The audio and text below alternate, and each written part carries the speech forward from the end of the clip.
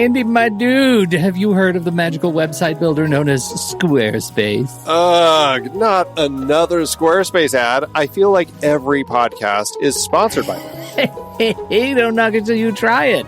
Yes, okay, it is overhyped, but actually it lives up to the hype. Squarespace is like a website fairy godmother. With a click of a button, your site transforms into a beautiful masterpiece. A website fairy godmother? That sounds interesting. What makes it so magical? Well, for starters, those slick templates make anyone look like a professional web designer. Pick one, customize the colors and fonts to match your brand, and voila. Plus, the drag-and-drop fluid engine is so easy, your grandma could build a site on Squarespace. Well, she did knit me a lovely scarf last Christmas. Maybe website design is next. Exactly. And when you're ready to sell your Nana's handmade scarves online, Squarespace has built-in e-commerce. Add a store with one click. Get flexible payment options. Then watch those sales roll in. And when she wants to teach others her steezy scarf skills, Squarespace's new courses feature is just the ticket. Nana can set up her curriculum and enrollments and payments in a snap and become the next e-knitting influencer. Oh, wow, you really sold me with the grandma angle. Sign me up for that free trial. Just go to thenextreel.com/Squarespace and transform your site into a beautiful Squarespace masterpiece.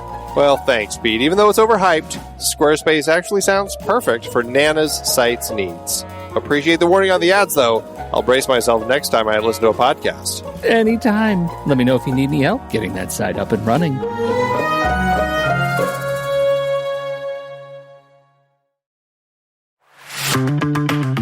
It's hard to believe that we've been having in-depth weekly conversations about movies since 2011. So many great conversations over the years about so many great movies. All that said, producing this show week after week requires a ton of work behind the scenes. Becoming a Next Reel member gives you access to all sorts of additional and exclusive content. Plus, you're helping us keep the lights on. Just head to thenextreel.com/membership, where you can learn more about becoming a member, which costs a measly $5 a month, practically the same as one fancy coffee drink. And you get so much more. Every month, we record a bonus episode exclusively for members. Those episodes cover movies from whatever series we're covering at the moment, or add to previous series. Some movies we've covered that only members get to hear us discuss include The Blues Brothers, The Russia House, Naked Lunch, Independence Day, The Hot Rock, and Relic, the better one. Plus, members get to vote on what we're going to discuss for those episodes. We also record additional pre- and post-show content in regular episodes that only members get to hear. Like conversations about similarly themed movies. And answering listener questions from our live member chat. Speaking of our live member chat, we record almost all of our episodes in Discord, where members can chat right along with us live. Members get access to other members-only channels in our Discord community as well. On top of all that, members get all episodes a full week earlier than everyone else in a private Next Reel feed just for them that includes all the shows in the Next Reel family. The Next Reel, the Film Board, movies we like, Sitting in the Dark, and more new projects on the way. To top it all off, members don't have to listen to ads. We've already eliminated those annoying, dynamically inserted ads that, let's face it, we all hated. We are listening to you. We love podcasting for a living, and those ads help to pay the bills. Now, we're counting on you, dear listener. We promise. We aren't going back to those terrible, dynamically inserted ads that don't relate to us at all. All we ask is that you consider supporting the Next Reel family of podcasts with a membership. Again, it's $5 per month or $55 per year. Just head to thenextreel.com/membership. thenextreel.com/membership. Get your access to early, ad-free episodes with bonus content, member bonus episodes, and access to member channels and live streams in Discord by signing up today.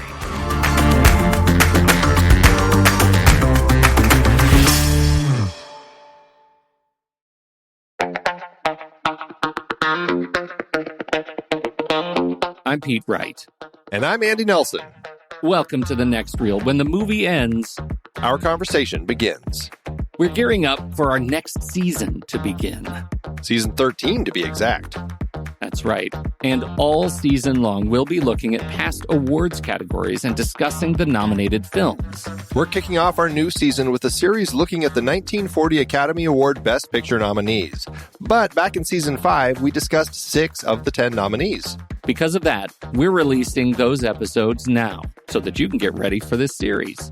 That's right. We're going to release those episodes from 2015 and 2016 in which we discussed Gone with the Wind, Goodbye, Mr. Chips, Mr. Smith Goes to Washington, Ninotchka, Stagecoach, and The Wizard of Oz. And to top it off, we'll be streamlining those older episodes a bit so they're just focusing on the films themselves. So thank you, everybody, for downloading and listening to The Next Reel. We appreciate your time and attention, and we hope you enjoy the show.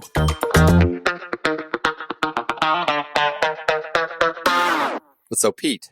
Yeah? What do they got that I ain't got? Courage! You can say that again. Many, many miles east of nowhere lies the amazing land of Oz, a magnificent empire created in the mind of a man who wrote a great book about it. Like wildfire in the wheat field, the fabulous tale of the Wizard of Oz spread from town to city, to nation, to the entire world. Although the Wizard of Oz has captivated the children of 4 generations, and fired the imaginations of those youthful adults who have never grown old. Although 10 million copies of the book have reached eager hands and eager hearts, no one has dared the towering task of giving life and reality to the land of Oz and its people. Every delightful character of L. Frank Baum's classic is now reborn. Every glorious adventure has been recaptured and painted with a rainbow. The celebration in Munchkinland, the flying monkeys, the rescue of Dorothy, the castle of the witch, the palace of Oz, and Dorothy's strange journey to the Emerald City to find the wonderful Wizard of Oz himself. We're off to see the wizard, the wonderful Wizard of Oz. We hear he is the Wizard of Wiz, if ever a Wiz there was. If ever or ever a Wiz there was, the Wizard of Oz is one because of the wonderful things he does. We're off to see the wizard, the wonderful Wizard of Oz.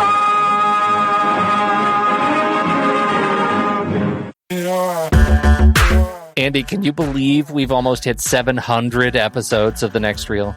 I know, it's crazy. And with all the other episodes in our family of podcasts, we are well over 1,200 episodes of movie conversation. It's really pretty amazing that we've gotten to have these in-depth movie chats every week for over a decade now. And we couldn't have done it without our loyal community of film fans. Their support over the years has meant so much. For sure. That reminds me, we should give the merch store a shout out. Buying shirts from thenextreel.com/merch is a great way listeners can continue to support the show. Plus, they get to sport our great designs. Absolutely. I think sometimes folks forget we have a variety of shirts, mugs, phone cases, and more available. In fact, a great place to start is with a shirt sporting the Next Reel's logo. We also have that classic Fast Times Spicoli Surf School tee, or the weirdly popular Rusty's European Tour shirt. The one from National Lampoon's European Vacation. Why is that so popular? Search me, but we have sold a ridiculous number of those. I guess there are a lot of Rustys taking trips to Europe? We're always adding new designs based on movies we've covered, like our brand new design for a streetcar named Desire, featuring a streetcar named Desire.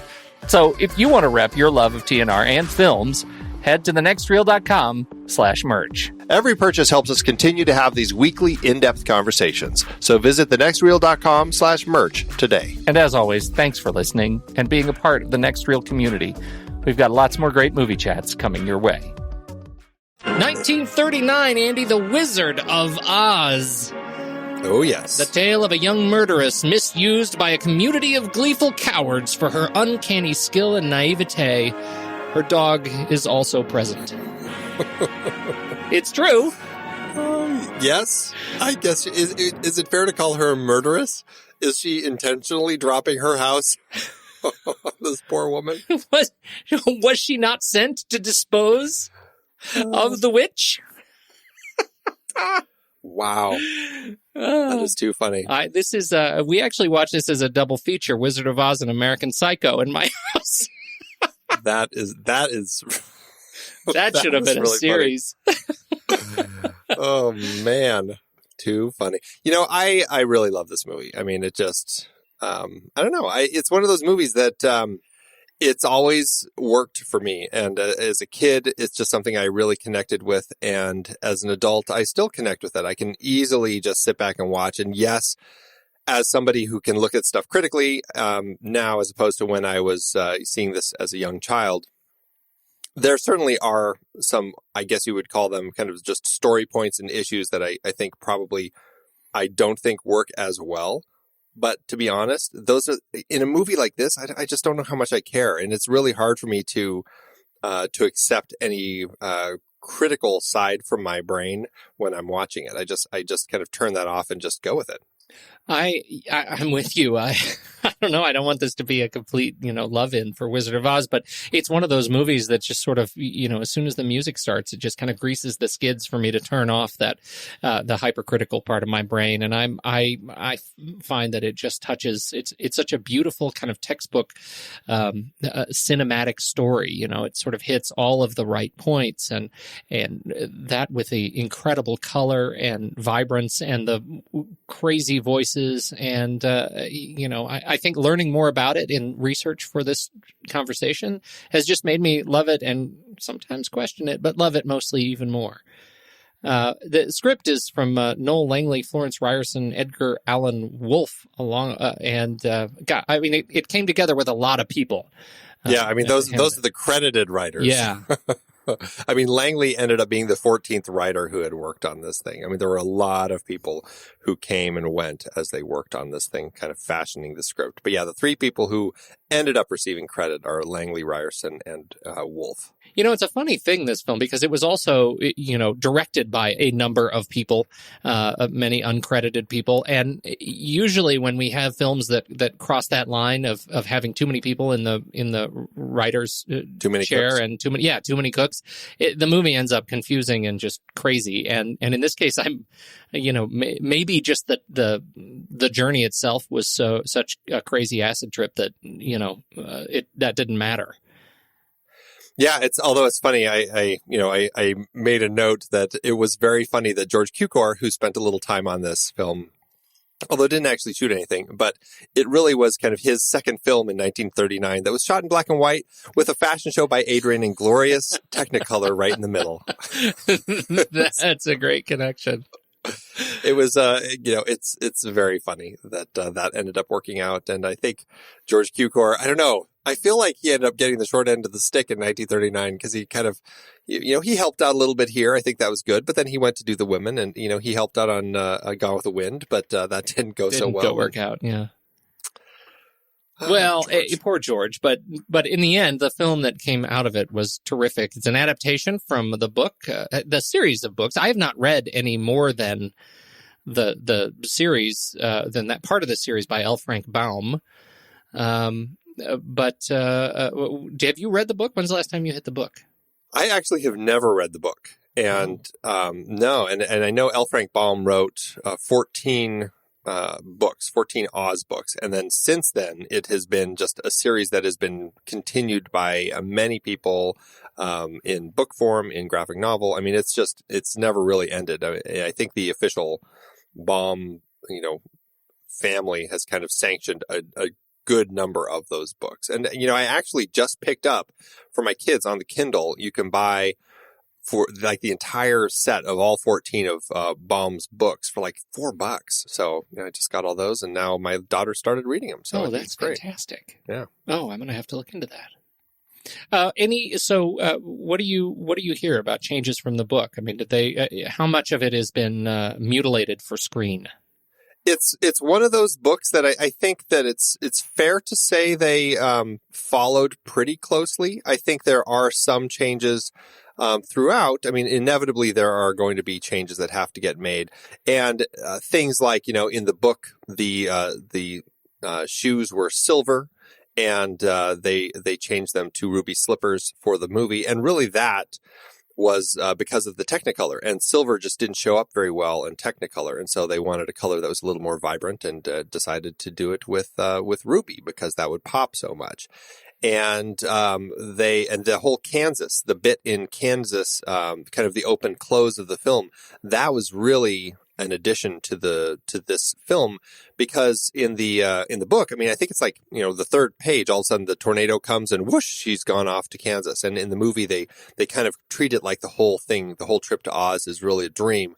Whereas in the book, this tornado kind of takes her house and actually deposits her in Oz. So it's actually much more of her actually going there.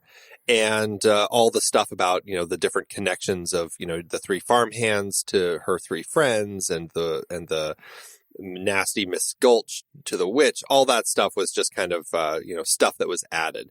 So, I mean, it's a lot of that sort of stuff. I think for the most part, they got the core of the story. And I think that really is the key here. And I think it's fascinating just how well it holds up in the film. And that's what, last week I made the point that I said we were going to watch this for family movie night and my kids are boring.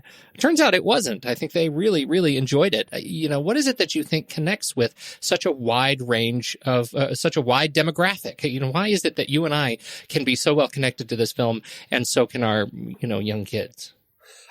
For me, I think it boils down to a few things. One, I think it's kind of, I guess you could say it's kind of a hero's journey type of story. It's this person who's put into this environment, not by choice, who then has to, kind of buck up and find some strength to pursue this journey so that she can find her way home. And over the process of that, learn and grow and kind of become a stronger person. And I think as a young kid watching that and seeing Dorothy's journey as she's I think, Judy Garland is just so easy to connect with for any age. I think there's something really honest about her performance, but I think it's just the way that it's written and this character who has to kind of find herself and find this strength to take this journey to, one, get to the Emerald City, and then from there go and get the broomstick from the witch and then really evaluate. I think that's kind of a key part of this story, that she has to stand there.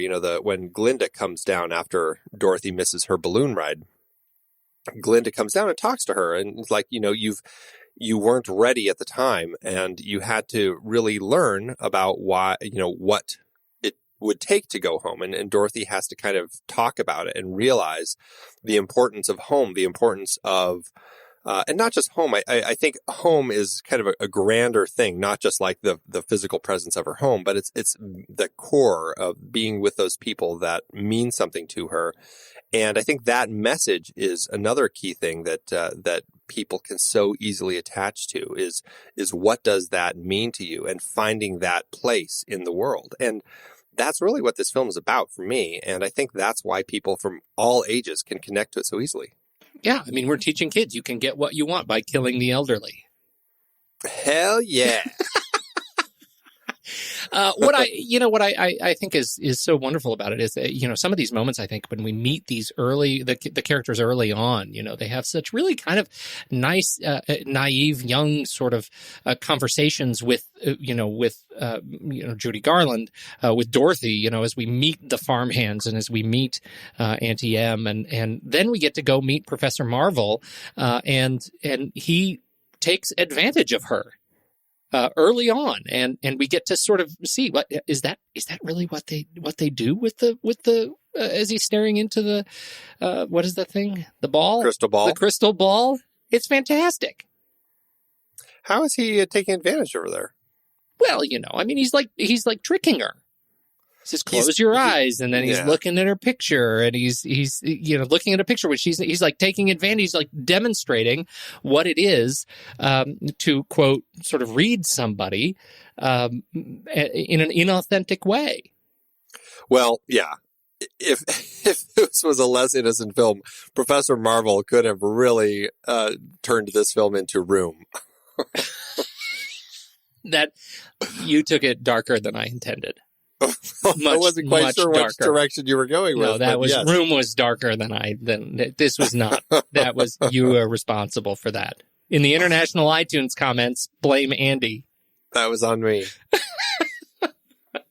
But I think we need to see that, because that's about as real and as sort of grimy as the film ever gets, really, besides, I guess, the flying monkeys. But But we need to see that, the real world is sort of like that, because as soon as it gets into fantastical, the sort of fantastic journey of Oz, we have to have something to kind of compare it to. It's color versus black and white. It's something to kind of represent. And we also have this character as in Professor Marvel who comes back and he's sort of he has his own character redemption in that particular portrayal at the very end of the film when he comes to check on her. And I think that ends up being a really nice kind of bookend.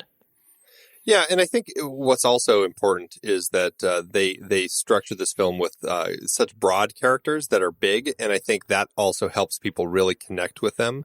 I think you get such just amazing performances from Judy, like I already said, as Dorothy, but also her friends and the witch. I mean, everyone is just painted so well as a very particular character that it's so easy to kind of pinpoint them without having to spend too much time trying to kind of sort out their psyche and everything. And sure, they all have these character flaws, which I think that is a real interesting strength with this film also, is how everybody is portrayed as somebody who's struggling with an issue that they're trying to overcome in their life. And it's a great way for kids to get a sense. Now, I mean, it's sorted out pretty easily in the end, but it is kind of really nice how everybody is trying to find a way to deal with, if I only had the brains, if I only had courage, if I only had a heart, if I only, could get home, and just trying to deal with those sorts of things. It's a really interesting way for young people to start learning about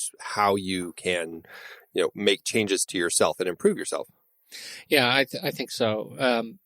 It's funny because then Oz becomes, her subconscious, right? I mean, it's where she's processing everything that she has taken in about the people in her real life. As soon as she gets there, she gets to see them and their faces and them going through their own personal journey, and that's where she gets to come to terms with what she's experiencing. I think that ends up being a very powerful metaphor that you don't necessarily need, but for me, it actually makes it makes the movie better. Yeah, absolutely. And I've heard some people complaining that, Dorothy, it's not even, she doesn't learn that much.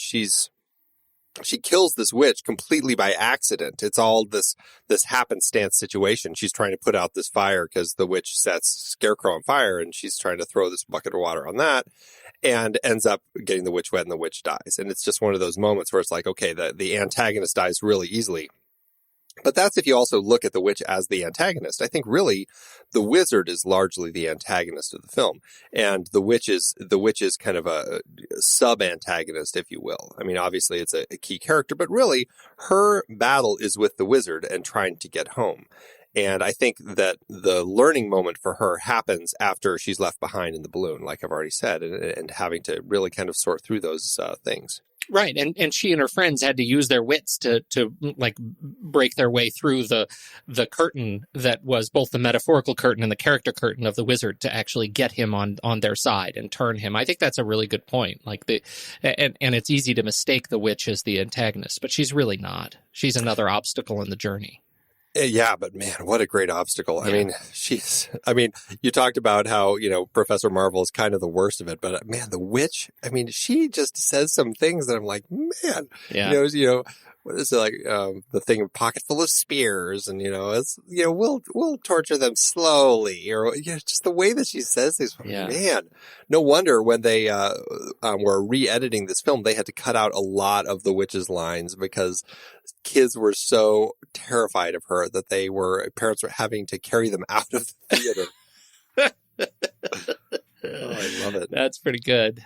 The cynic in me, this round as I was watching it, I was kind of like, okay, so the beginning of the film, we have Miss Gulch who comes and gets Toto because Toto has been a menace, and she's going to take Toto to the sheriff so the sheriff can destroy him. And Miss Gulch is terrible and all that.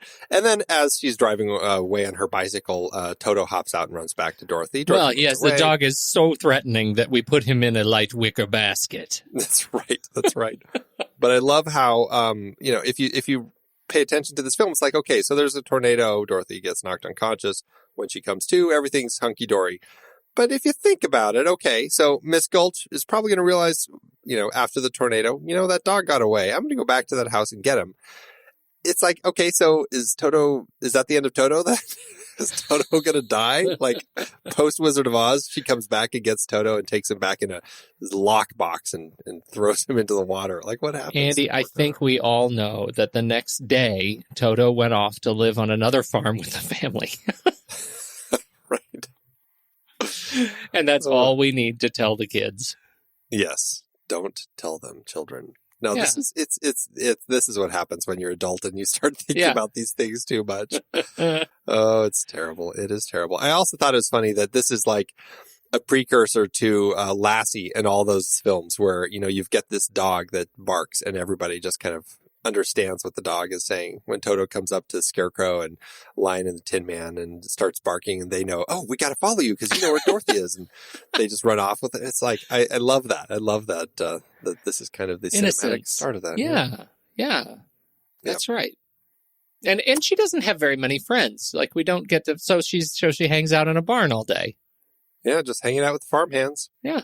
You know what's interesting about that is initially there was going to be a relationship with Dorothy. I don't know if relationship's the right word, but they were going guarantee you that is not the right word. It's completely the wrong word. But she was going to have a strong friendship with Hunk, the guy who is the Scarecrow. And that relationship was going to be a strong friendship in the regular world in Kansas. And that's why at the end of the film, she still says in the current version, she still says, I'm going to miss you most of all, because there was going to be more of this, precursor to a romance between the two of them. Why is it that didn't make it? I wonder. You know, well, it's not so much that I wonder really legitimately, because I feel like you watch the film and they go into Oz and they have the strongest of the relationships. He's the Scarecrow is the first one that she meets, and they end up walking arm in arm the longest through the course of the film. And I think that is the strongest of the relationships. I mean, but you know, because the way you say it, I mean, when you say it the way you say it, it sounds illicit, and we know that it's not illicit. They can have a strong relationship, uncle niece kind of a relationship, but you know, it makes me wonder, was it cut for like some sort of prurient like value system, or was it cut for time, or what? You know what I mean? Well, I think some of it was time. I think a lot of stuff was cut for time, but I think there was there was supposed to be a feeling that, you know, that this would develop into a relationship once she kind of grew up.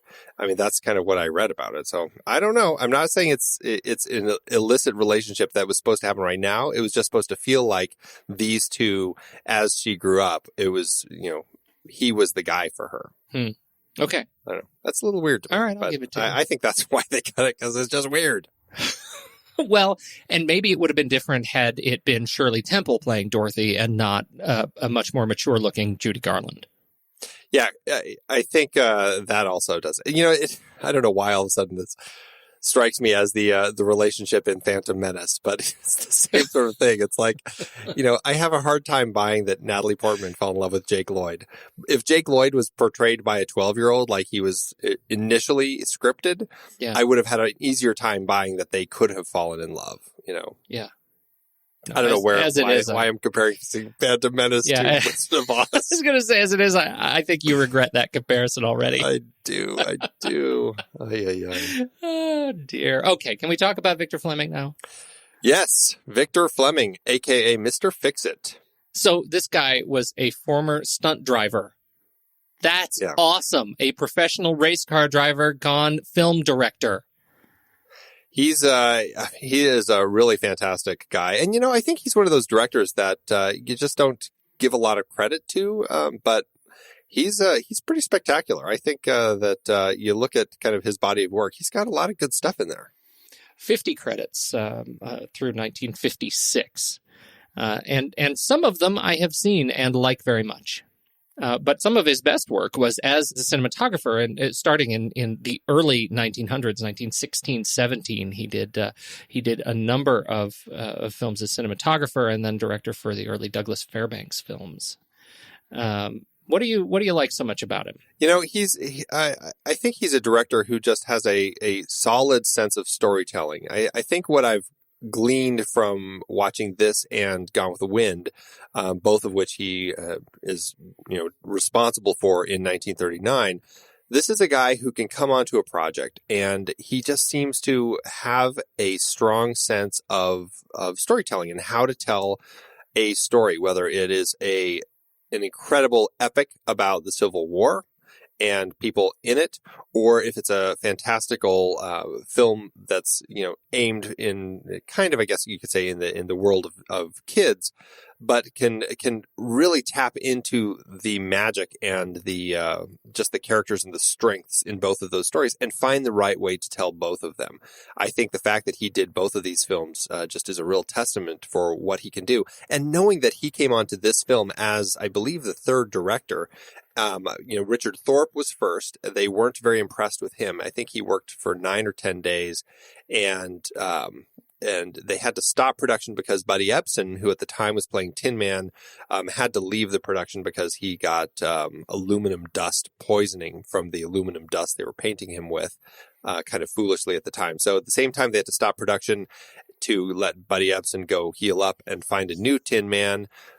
They brought in, or they looked at the footage and realized that Thorpe was just churning out stuff that wasn't good at all. He made Dorothy kind of look like a baby, a lot of weird things. So they got rid of him, brought in George Cukor to kind of help stuff while they figured things out. And George Cukor actually helped find a better direction for Dorothy, found a better direction for the witch, a lot of that sort of stuff. Also cast Jack Haley as the Tin Man.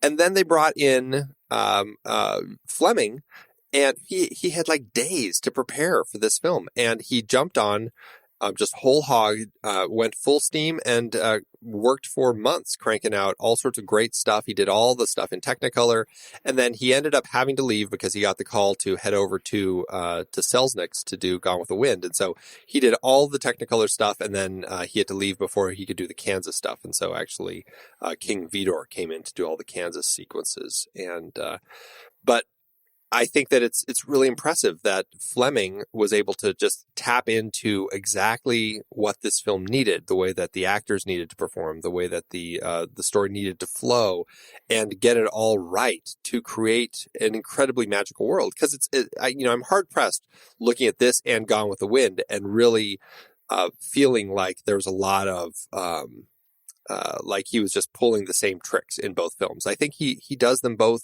with a lot of the right moves for the right stories that the right type of story that he was telling in each case. I think so too, and I think this one showcases just how simple, how a simple story, a simple visual story, can be, really touching in a way that I think Gone with the Wind offers so much more complexity in the way it handles the visuals and leads us through the journey of those characters. This one, it's very straightforward. I mean, we go to this place and then we follow, as you said. I mean, this is Joe Campbell would be thrilled. It is a textbook hero's journey, and he does it so clean, right? I mean, he just plays it really so clean that there's no way to get lost. There's no way to get sort of feel misled. I think it's just perfect. Yeah, it really is. And you don't ever feel like any of the over the top performances are out of place. Right, that was something that hit me this time. That the witch could have felt wildly out of place in another director's hands, and this, everything met in just the right way. The lion could have felt terrifically out of place in another director's hands, and I think he just really captured all the right people at all the right time. So I love it. I think that like I was saying about the previous director, Richard Thorpe. Thorpe had Dorothy wearing a blonde wig and had her wearing really intense makeup to make her look like kind of this baby doll. I don't know exactly what Thorpe was going for, but I think Cukor and then Fleming were smart enough, like you said, to just tap into the right things and just find the right way to tell the story. And yeah, I as big as these characters are, they always feel so authentic to me. Well, because it's so easy to see Dorothy. I can absolutely see where Thorpe would have wanted to go with Dorothy as kind of a toy, to put her into Munchkinland and make her fit. in there, as if she went in through some transformation, through some crazy Narnia door, and ended up in this land, and somehow her persona had changed. I disagree with that. I think the way they ended up doing this in Fleming's hands to take her and make her a real person in this crazy, wonderful world actually highlights the contrast in a way that is really special. Well, and it could have also come from the fact that Dorothy is much younger in the books. Yep, that's true. Yeah. It could have been in the hands of Mervyn LeRoy. We've talked about him. Yes, we have on the Bad Seed. I think this would have been an interesting mashup. The Wizard of the Bad Seed, yes. Make Dorothy be the playmat as the Bad Seed. Hey, she's already killing a witch. She's got a taste for it now. That's right. Dorothy, the Wizard of Oz. The little girl has a taste for blood. Oh, I can see it now.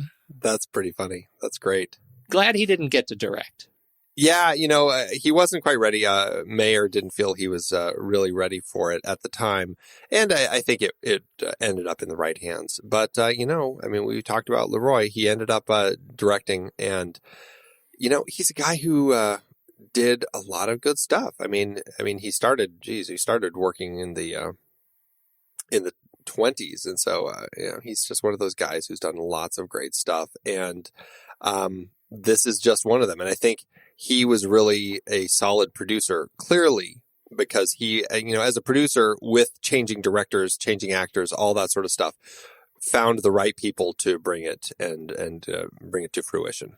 Yeah, I think so too. Let's start busting through the cast, shall we? I just also wanted to just point out Arthur Freed was on as an associate producer on this, and Arthur Freed, he wasn't credited, but he really is the guy. I think we have to give a lot of credit to him because he ended up as kind of the guy who brought the musical talent to this film. I mean, he is the guy who hired the key core, Herbert Stothart, Harold Arlen, and Yip Harburg as the musical people, and I think that is a huge element as to what makes this film what it is. So Yeah. Arthur Freed, who would go on to be quite an important producer in film after this. All right, now let's talk about the cast. Can we talk about Judy Garland? Yes.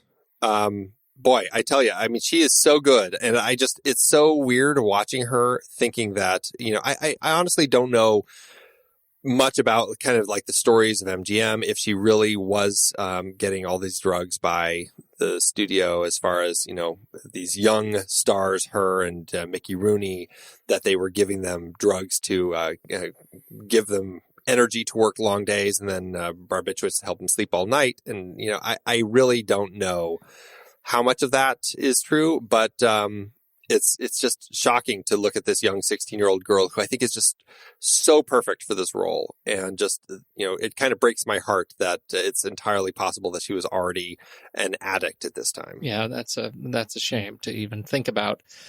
She was terrific. She was on the verge of becoming a woman. Yes. They had her to wear a tight corset to minimize her breasts, to make her look young. And she was in competition with this. I think briefly they did have Shirley Temple in the running for this film, who was 11 at the time and obviously looked much younger. But I think it would have been a very different movie. Well, and they even realized that. I mean, listening to people talk about it, they realized that, Shirley Temple, as much as she kind of might fit this young Dorothy from the books, she doesn't really have the mental understanding of what it would really take to deliver a performance in a film like this. Yeah. So She was terrific. She really is good. And, honestly, I've been thinking about it, and I can't name another 16-year-old girl who has carried a film in a lead performance that has stuck with me as well as this one have. I just can't name a single one. Oh, I got one. What? Haley Steinfeld, True Grit. Oh, wait, I got another one. I got Natalie Portman, The Professional. No, Christian Bale, Empire of the Sun. Boom. That carries the film. A 16-year-old, I don't know. I don't think that Haley Steinfeld carries that film. What? No, I think that's Jeff Bridges carrying that film. I don't know about you. She's great, but I think Jeff Bridges carries that film. Likewise, likewise with Leon. Jeff Bridges is a 16-year-old. True Grit. I'm just imagining now. It's a thought experiment. Nice. All right. Frank Morgan plays everybody in this film. Yes, six roles. Professor Marvel, the Wizard, the Doorman, the Cabbie, the Guard. And it says the Doctor. I'm not quite sure who the Doctor is, but I think that it's actually just the Wizard's head is my understanding of what the sixth role is. Mm-hmm. Okay. Because I don't know if there's a Doctor. Can you name a Doctor? I can't name a Doctor. No. Interesting tidbit, Mickey Rooney, later in his life, I think it was in the 1980s when there was a stage version of The Wizard of Oz, he actually played the Wizard. I did not know that. What about, let's go through I don't have anything else to say about Frank Morgan. He was great. He's great. He's great as everything. He's a charismatic circus performer, and I think he did a terrific job in every character he played. They were all the same in different clothes. Apparently one of them, I can't remember if it's I want to say it's the Doorman. There's a part where his mustache, his mustache is pointing up at one point and then it's pointing down at another point. And there's a cut scene, and because I guess he actually talks about how he's like, and I quote, and when he says that, he actually is supposedly like pulls his mustache up like it's a start quote. And then when he finishes, he brings his mustache back down like that's his end quote. Oh. And I think that's a really funny little tidbit. I don't think I've ever even noticed that. Well, it's because I don't think you're the way that it's edited, and I don't think it's clear. Through, yeah. Then we have the three gentlemen, the three kind gentlemen who are missing some things. Ray Bolger, Jack Haley, and Burt Lahr as Hunk, Scarecrow, Hickory, Tin Man, and Zeke, Cowardly Lion. I just love these guys. Yeah. And I mean, I don't know if you watched any footage of these guys outside of Wizard of Oz, but I was kind of blown away by some of the stuff these guys do. Like Ray Bolger is a dancing fool. It is nuts, the stuff that guy does. I mean, he's like a Fred Astaire sort. I mean, he's just, his body is this lanky, crazy thing that he just moves all over the place. It's amazing to watch him. Yeah, and you get a sense of that, and particularly when we first meet him as he's finding his legs, but nothing like you get in some of his other performances. I think you're right. It's terrific. There was actually talk of him playing the Tin Man initially, and he kind of fought that because he's like, I can't, for the stuff that I do, there's no way I can be trapped in a tin outfit for the duration of the film. Yeah. And I think that's just completely correct because he is perfect as a Scarecrow. He was perfect. He was part of the team, Sanford and Bolger, and he did all sorts of Broadway shows and definitely a old school song and dance man. Yep. And he, interesting tidbit, but when he does his little math bit at the end, it's actually incorrect. So those brains ain't no good. Brains ain't nothing. Who needs them? Jack Haley, you already mentioned he replaced Buddy Epson after the dust problems. Haley also developed an eye infection from the aluminum paste that they were using around his eyeballs, which turned out to be poisonous. Well done. Special things they learn. Things they learn. Yeah, you have to learn it somewhere. That's right. It's like cavemen learning what they can and can't eat. Right. Right. Just like that. Oh, but I do like Jack Haley. I think he's great in this, and he's I think that there's just something very kind of just sweet about him as Tin Man. He's never been my favorite of the three, but I do enjoy Jack Haley in this role quite a bit. Who's your favorite? Scarecrow. Oh. Between Scarecrow and Lion, yeah. I fluctuate. I think so too. You know what it is? The Tin Man is too mature. Is he? Don't you get the feeling? He's the mature one. Maybe it's just because he's so stiff. I think it's because he's tin. He's just not as huggable. That didn't work for me. It's because when I was a child, I had a Tin Man doll and he always cut me open. It's just terrible. But you say, so I hear you say that there are remnants of Buddy Epson still in the show somewhere.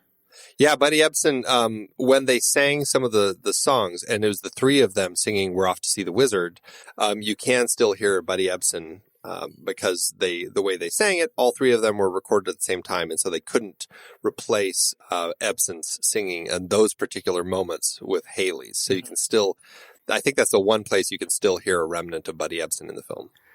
All right. The thing I love about Burt Lahr, well, I love a lot about Burt Lahr in this film, but the thing I did not know that really creeps me out is that his costume, real lion pelt. Yep. That's the worst thing that I've disturbing. heard. That is the worst thing. And it's, these sets were hot. I'm sure we'll talk more about that. And just the fact that he's wearing this incredibly heavy, hot costume that he's trapped in. And it's like real lion skin. It's like, and I don't know what they were thinking. Now that you know that, you're listening to this, now that you know real lion pelt, go ahead and watch the movie again and you will see it. And you will never have noticed it, but you'll see it right around the paws. You'll see the paws. You'll see everything. It is up the belly. Like, it is awful. It's awful. Yeah. He is really great. He was he was terrific. He was originally, he dropped out of, according to the big IMDb, he dropped out of high school or dropped out of school at 15 and became a vaudeville actor. Yeah, they're all kind of vaudeville. And they actually, for him, pulled some kind of lines that he would say in his vaudeville shows.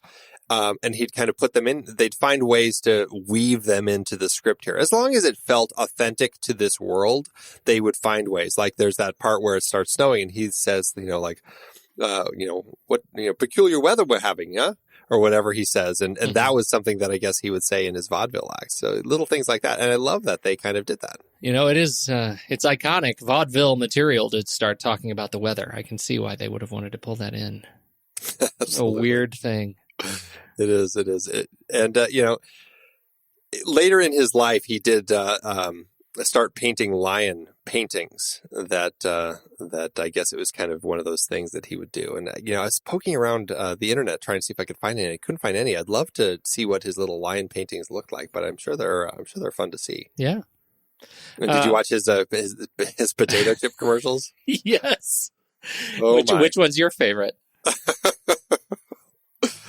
Yeah, the devil one, Pete.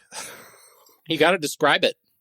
This is not, we're on YouTube, but this is not a video, Andy. No, I know. No, he did a couple where, he's, it's the nobody can eat just one. And the devil comes and offers a guy a potato chip. It's like, nobody can eat just one, gives him a potato chip, and then he won't give him the other one. And, basically, unless this guy goes to hell sort of thing. And of course, the guy grabs the chips and starts eating them because nobody can eat just one.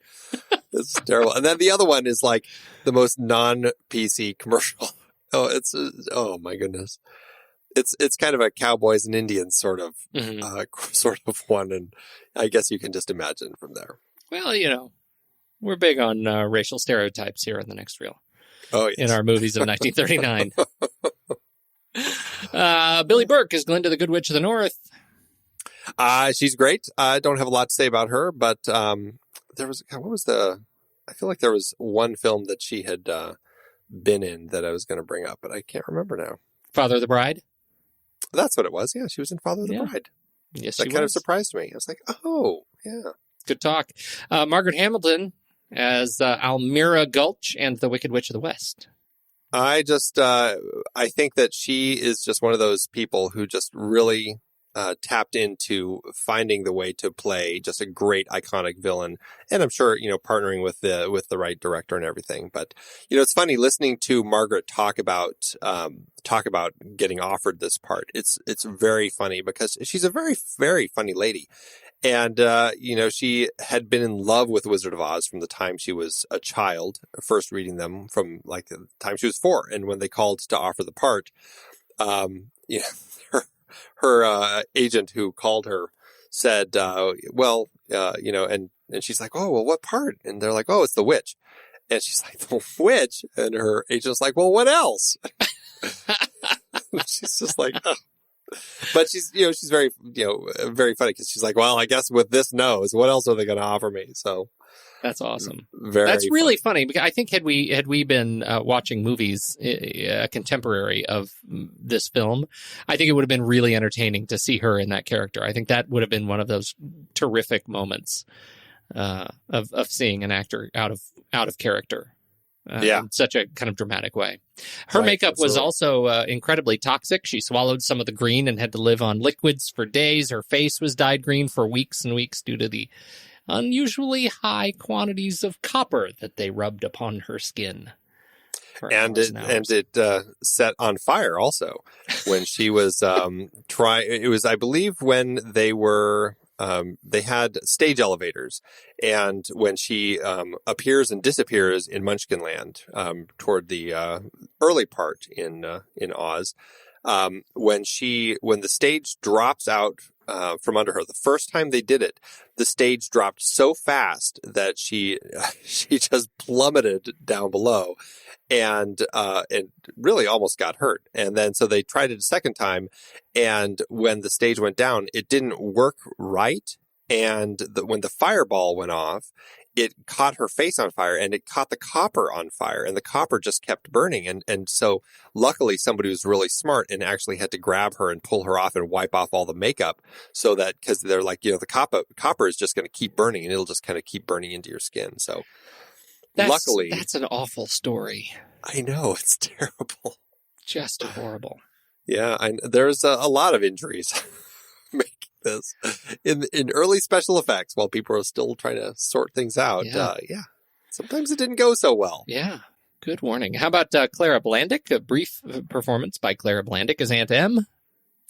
It's one of those characters, one of those people that I don't know elsewhere, but she's a very busy woman, and it just seems to me like this is one of those things where it's just like kind of an iconic role that she was in, that I'll always think of her as Aunt Em, even though she started acting in 1911 and acted all the way into the 50s. So, I mean, she's been around a lot. I think it's interesting that she and Uncle Henry, Charlie Grapewin, were both characters that were left to be only in the real world. They didn't have counterparts in Oz. And my interpretation of that is they needed somebody who could kind of represent home and represent that return that Dorothy was after. Because if they were kind of in Oz, I feel like Dorothy would go, oh, well, it's kind of like Aunt Em and Uncle Henry are here. I'll just stay here. By having them not here, I think that really helps. Yeah, because Oz kicks butt. Like, everything's in color. Well, yeah, I know. Fancy shoes. It's like, why go back? It's why so go much back fun if here. you have everybody here? Yeah, all your favorite people are animals and Tin Man and Scarecrow. Why not stick around? No, I totally agree with you. You've got to have something to want to go back to, and that completes the hero's journey, right? You have to be able to come back a changed person after you drink the elixir, and so I think it actually works really well. Yeah. Pat Walsh is Nico. Yeah, I guess the Winged Monkey King. I mean, I don't have a lot to say about Pat Walsh other than, I guess at the time, Pat Walsh was kind of popular for portraying animals. And what a weird little thing to be known for. He's Andy Serkis. Pat Walsh is the Andy Serkis of the 1930s. He's the guy who plays animals. There's Andy Serkis is the guy who plays computer animals. That's awesome. Right? That's a great comparison. I love it. Thank you, sir. And actually, what you don't know is Toto was played by Andy Serkis. Sorry, I couldn't pull it off. Toto was played by Terry, who's a girl. So this was actually the Danish Girl is actually an homage to Wizard of Oz. I'm just full of it. You are just this is Toto's the first transgender character. The first transgender character, exactly, was 1939. So it's unfortunate they got that little bit of history wrong. Terry the dog played Toto. It was in 18 other films, including our least favorite film, The Women. Yeah, right at the beginning of The Women, there were those dogs, and one of them is Toto. AKA Terry. Poor Terry broke her foot in this film, just like Harrison Ford did in Star Wars. Another great parallel. A monkey stepped on her. No, it was a Winky. One of the Winkies. Yeah. Terry the dog made more than 500 pounds a week, which was actually more than the Munchkins made. They were paid 500 pounds a week was tops for the top Munchkins. So Terry the dog pulled in bank. Why are you telling us that in pounds? I'm curious. I don't actually know that why I'm putting it in pounds. What is that in? You know why? Because the research that I did was it was a resource written by an Englishman. And so what is 500 pounds pounds in dollars. What is that? That would be $723.55. $723.55 in a week. Wow. For Terry the dog. That's pretty good. That is funny. I didn't even make a connection that I was speaking in pounds. This is, of course, this is not that's ridiculous that I would do that. So if it was 725, that's about 12,000 a week in today's dollars. Wow. Just so you have a sense. Wow. Yeah. Wow. That's Terry, crazy. That is crazy. All right. So who else do we need to talk about before we get to the Munchkins? I love the Munchkins. I do too, man. I was only going to bring up Adriana Caselotti, who really isn't in the film, but it's so strange that she actually pops up in here because a big reason that this film got made was because of Snow White and the Seven Dwarfs. When that film was such a success and people said, hey, this film can actually work. You can tell a story that kind of is enjoyed by adults and kids. That kind of pushed people to make this movie. And Adriana Caselotti, of course, is the voice of Snow White in that film. And here she pops up as that mystery voice that sings when the Tin Man is singing his song about If I Only Had a Heart. And you hear, wherefore art you, Romeo? Or wherefore art thou, Romeo? And that is her. That's really funny. What a small part. I know. It's just such a strange little moment to kind of throw in there. Okay, enough about music. Let's talk about the Munchkins. Let's do it. Oh, my goodness, the stories out of the Munchkin land. Okay. So the Munchkins, do you know about the Singer Midgets, Andy? Well, I know that they're credited as the Singer Midgets. So the Singer Midgets are, they were actually a group of, it started with 20 little people managed by Leo Singer. They could not sing. That was not actually their job, but they toured as this vaudeville act between the late 1910s, 1915 or so, and the mid 1940s. They also had a midget, or 3 midget elephants that they called it, and 20 ponies that were part of this show, the Lilliputstad, the Singer Midgets. That's how they traveled around. And as it happened, it was Leo Singer who was brought in to coordinate and to recruit the Munchkins. So he ends up finding more than 120 little people to join the cast, and they put them all in the Culver Hotel. And I'm sure they paid in pounds, and maybe that's where I got this.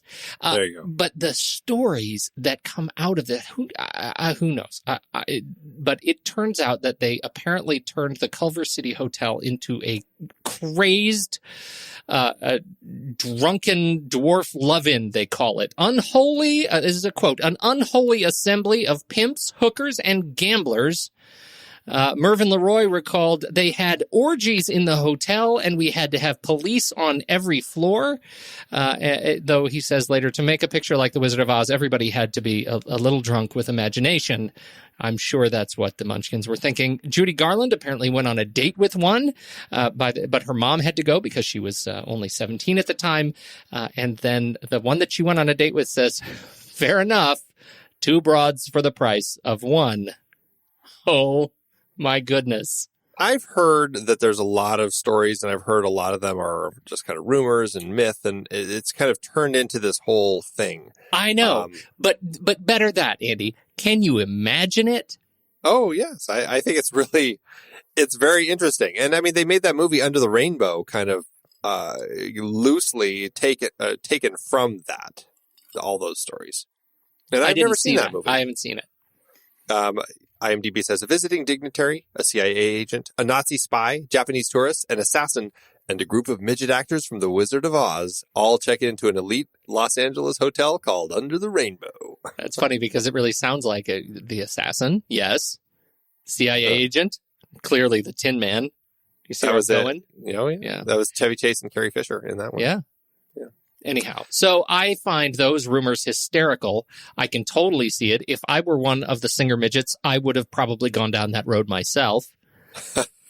You never know what you're driven to, but these characters were hysterically awesome. They did such justice to Oz and to when her arrival in Oz, I think, is made so special because so many of these characters were on set at the time. I think it was just wonderful.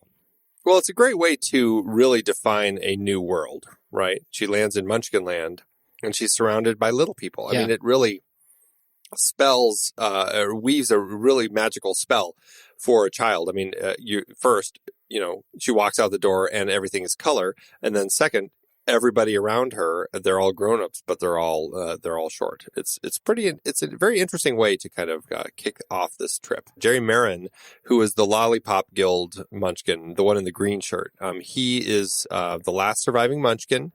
And, I think he became the last surviving member, when Ruth Duccini passed away on January 16th, 2014. So, he's still out there kicking. I think he recently has had a spell of some illnesses. So, he's been around for a long time. Hopefully he'll hold out a little longer, but I mean, he was born in 1920. He's 96. So I wonder if we can get him on the show. I know, we should try. We should try and get Jerry Marin on the show. That would be great. Interesting, yeah. Margaret Pellegrini was Sleepyhead and Flowerpot Munchkin. She actually lived here in Phoenix, and my wife at the time, she would notarize stuff. And actually, Margaret Pellegrini came in and needed something notarized. So my wife got to meet her when she popped in to get some papers done. She's still your wife, right? She is still my wife. Yes. You said my wife at the time, as if your wife now is different. Oh, no, yes. No, my wife is still the time. Each shoots and leaves, Andy. It's all about the commas. You're right. I know. And it was the wrong place. Yeah. Yeah. But Margaret Pellegrini passed away in 2013 here in Arizona. Sad. Yep. Yep. The music is obviously a big part of this show. Yeah, like I mentioned before, Arthur Freed kind of put this team together, pulled these guys from Broadway, I believe, Harburg and Allen. And at the time, it was kind of rare still for musicals to have songs that actually carried the story. And if you look at anything like some of these movies, I'm blanking on, what was the one they'd always have the year, like Broadway Melody of 1929. Mm-hmm. Movies like that. It was really, they'd have these songs that just kind of popped in, and it was almost like watching a show, and it really called them showstoppers because they'd stop the show and you'd have this big musical number. Yeah, I mean, really like Singing in the Rain. Like, it was later, but it's that kind of a vibe. Yeah, right, where it doesn't really... They were not part of the plot. Right, exactly. And here you get these songs that actually kind of tell part of the story. And I think that was real rare, and I think people really connected with it. And of course, the movie kicks off with Over the Rainbow, which was voted the #1 song of the century, which I think is a fair assessment. I think it's a pretty solid song. I'm assuming that's like a film song. It's not like competing against the Stones or the Beatles or things like that. I would hope not. That seems a little bit subjective. Right. I think it's a #1 song. Who is it that voted this #1 song? Like, who is voting? I didn't vote. It was Jerry Marin, actually. That was it? No. He's the only one who got to vote. Yeah, he picked. He's the last Munchkin. He gets to pick. He gets to pick. That's what they said in 1939. The last Munchkin gets to pick. They told me I would have this honor. But yeah, the song actually almost was cut, which I think is crazy because it is such a core song for this film. And it's just in our zeitgeist, the whole concept of Somewhere Over the Rainbow. But at the time, MGM really felt, we can't have one of our stars singing a song in a barnyard. And they just felt it was so inappropriate that they just really almost just cut it outright. They just didn't think it was going to work. And luckily, wiser heads prevailed. They kept it in. Truly. And it really did become Judy Garland's signature song. She would sing it at every show that she would do. It was always the one that was connected to her. As we were watching this, my daughter says, because there's a sequence where she's somewhere over there, and she leans back against a hay bale. Do you know what I'm talking about? Uh-huh, yeah. My daughter says, God, it'd be creepy if, like, 2 hands came out of the hay bale and grabbed her face and pulled her into it. I thought, God, she's so my daughter. That is so grim. Oh, it's too funny. Yeah. So think about that next time you watch the movie. I will. Yeah. I will. Best line in any song in the film, certainly. But I could show my prowess, be a lion, not a mouse. If I only had the nerve. Best, most egregious example of rhyme that I think I have yet heard to this day. I love the wordplay that these guys do. I mean, that sort of stuff. I mean, it's just vaudeville right fun. there. That is vaudeville. Yeah. And it's perfect coming out of Burt Lahr because he just gives it that vibe. And as much as the song still kind of grates on my nerves is the If I Were King of the Forest song. Yeah. But at the same time, it's just so funny because it is so over the top. But, the way he has that just completely fake vibrato, the forest, whatever he's doing there. I don't even know how he does that. But yeah, I mean, I do love the wordplay. Like, we hear he is a whiz of a whiz, if ever a whiz there was. Mm-hmm. If ever a whiz there was, the Wizard of Oz is one because. I mean, it's just, I don't know. It's such crazy and simple and almost childlike wordplay. But it just, I don't know. It's like these songs are ingrained in your brain. Right. It's ticklish. It's like mentally ticklish. That's why you like it so much. I mean, that's certainly why we connect with it as kids and adults. It's fantastic. It's fun to say. Mentally ticklish. Yes. I love that. That's a thing. It's my favorite thing now. I need more mentally ticklish projects in my life. You need to be tickled. Mentally. What else? Awesome. Herbert Stothart's score. This is an interesting one because this was that period in time where there wasn't really a film score, so to speak. A score was really pulling a lot of different types of music. And here you can hear The Happy Farmer, you can hear Night on Bald Mountain. That's kind of the way, the direction that people were going at the time. And it's very strange. The weirdest thing for me is that I think when it comes time to the Oscars, he wins an Oscar for Best Original Score. And I don't get that because there was also that score. What was the one we were talking about last time was it for Stagecoach, where it was like best? I can't remember, but it struck me as kind of strange that he would get Best Original Score when it seems like it wasn't really original because he's kind of pulling all these other things out, but whatever. Right. His credits are fantastic because, obviously his music is in just a lot of stuff. He died in 1949, but he is credited up until, 2012 with Wreck-It Ralph even, because his songs are out there. And it's funny when you listen to some of his music, Donkey Serenade, you listen to I Want to Be Loved by You. I mean, these are things that he is responsible for that we're still hearing. I think that's fantastic. Well, and I mean, geez, that holds true for the other guys too, for Harold Arlen and Yip Harburg. You look at their credits for the stuff that they did, and it's like, geez, It's Only a Paper Moon, Down with Love, Lydia the Tattooed Lady. I mean, just their work is just kind of core to that type of song that is just kind of so ingrained, absolutely, in our world. I know you want to talk about Adrian. It's, Adrian did the costumes for the women. We already talked about that and mentioned it here. Also did the costumes here. And I gotta say, these, there's something really brilliant about the color choices and doing just such strong Technicolor costumes that work so well in this land. And you go just see the variations of the Munchkin costumes and what they did with the Lion, Scarecrow, and Tin Man, and the Wizard, and everybody in Emerald City, and the Wicked Witch, and just everybody. Their costumes are just done so well. It really is just, an incredible, incredible job. And of course, there's the great ruby slippers that he did that have become so famous. And, there's actually a documentary out, right? I think it just played at South by Southwest called The Slippers. That is really all about the unbelievable world of the ruby slippers and how I think there were six? I think there were 6 pairs of ruby slippers that were made for the film that she would wear at different times. And this documentary is really, I'll just read this blurb from IMDb. The Slippers pulls back the wizard's curtain on the unbelievable story and cultural impact of Dorothy's ruby slippers from The Wizard of Oz. Through first-hand accounts and archival interviews, the Slippers will detail the life of the ruby slippers after their sale at the famed 1970 MGM auction.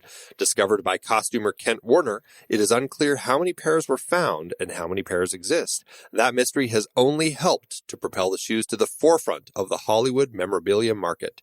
They have been bought, stolen, and coveted by many. They are considered the most important piece of Hollywood memorabilia and the catalyst for the creation of Hollywood memorabilia collecting.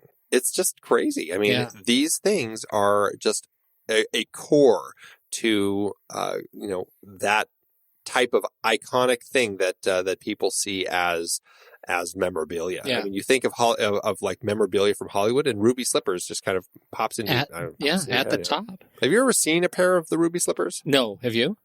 I feel like I did. There was a tour that came through the museum here of like great Hollywood costumes and stuff. And I feel like there were slippers there. And that could just be my brain playing tricks on me because I feel like I should have seen them. But I don't know. I feel like it feels like it should have been appropriate. Therefore it was. That's right. Exactly. Production coming in once again, the heavyweight with 1,057 credits. Cedric Gibbons. Yes. Production design. What was the story about him again? For those who didn't hear our last film.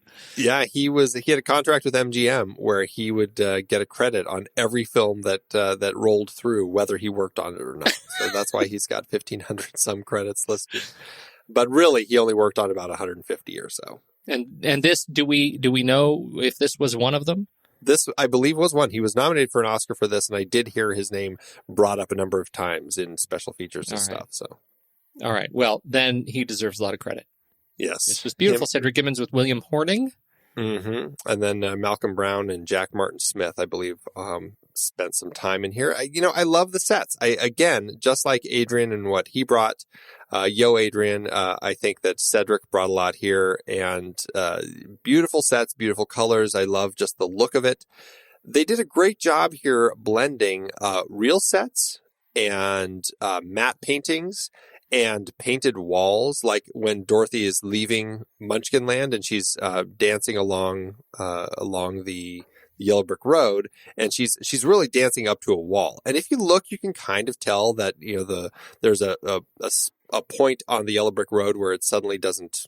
It's not the actual road anymore, but it's a painting going up the wall. Mm-hmm. But I think they do a really good job. And I there's something really effective about this type of cinema work that I really enjoy still. I do too. I think it's really touching. And you look at some of the big works of William Horning. I mean, this is the guy behind North by Northwest and Ben-Hur and Gigi and Cat on a Hot Tin Roof. And I mean, I've seen many more of Horning's films.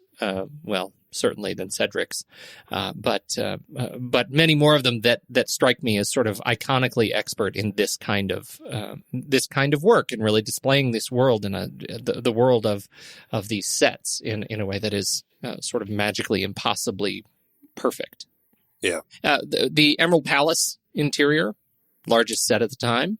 Yeah, this. It was a huge set that they built for the inside of Emerald City.